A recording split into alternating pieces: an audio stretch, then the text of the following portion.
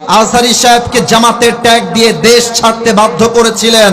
আজকে তাকায় দেখেন, চট্টগ্রামের প্যারেড ময়দান প্রমাণ করে দিয়েছে এই দেশের মানুষ ইসলামকে কলিজার থেকে ভালোবাসে। করতে চাইবেন, মাথায় রাখবেন, আল্লামা দেলোয়ার হোসেন সাইদি হুজুর বলেছিলেন, যারা তোমরা আমাদেরকে মৌলবাদী বলে গালি দাও, আমরা হলাম মূলবাদী, তোমরা সব আগাবাদী। বলেন তো, গাছের আগায় শক্তি বেশি হয় না গোড়ায় শক্তি বেশি হয়? উনি বলতেন, তোমরা থাকো গাছের আগায়, বাড়াবাড়ি বেশি কইরো না সোনামণিরা। বেশি বাড়াবাড়ি করলে 16 কোটি মানুষ গাছের গোড়ায় ধরে একটা ঝাঁকুনি দিবে, মামুর বাড়ি দিল্লি গিয়ে পড়বা, দিল্লি গিয়ে তারা পড়েছে।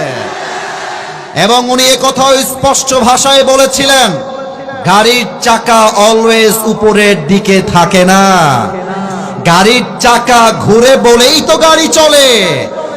আজ তোমাদের ক্ষমতার চাকা উপরে আছে বলে যারা আলেমদেরকে ধরছো, জেলখানায় বন্দী করছো, গুম করছো, হত্যা করছো, সময় আসবে এমন ইন্দুরের গর্ত পালাবার জন্য কোথাও তোমরা। মাঝে মাঝেই দেখছি বাংলাদেশে অনেক অডিও কল ফাঁস হচ্ছে ভারত থেকে। আসলে কি জানেন, স্বামীর কোলে বউ গেলে, বউয়ের কোলে স্বামী আসলে এমনিতেই শক্তি বেড়ে যায়। তবে আমি স্মরণ করাতে চাই 5 আগস্টের কথা। বাংলাদেশের মানুষ এতটাও বোকা নয়।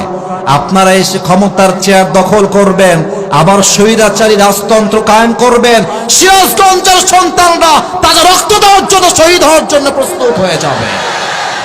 আল্লাহ আগামীর বাংলাদেশকে ইসলামের বাংলাদেশ করে দিক। পড়েন সবাই আমিন। আমার কথা কি কোনোভাবে রাগটা করলেন নাকি আপনারা? আমি কথা মিথ্যা বললাম না সত্যি বললাম? বলেন বলেন বলেন। সিরাজগঞ্জের মানুষের একটা খুব ভালো স্বভাব আছে, এরা কথা বললে কাপুরুষের মতো নয়, বীর পুরুষের মতো কথা বলে। আর আপনি খুব খেয়াল করবেন, সিরাজগঞ্জের মানুষকে সবাই কিন্তু ভয় পায়। হ্যাঁ, এটা বানাই বললাম না, মেহরবানি করে বানাই বললাম না, এটা আমি বানাই বলি না, এটা আমি বাস্তব বলছি।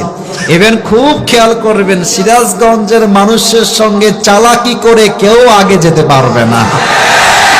এটা ক্লাস হতে পারে, স্কুল হতে পারে, কলেজ হতে পারে, বিদেশ হতে পারে, সিরাজগঞ্জের মানুষ যেখানেই যাবে সবার চাইতে 10 ধাপ সামনে এগিয়ে থাকবে।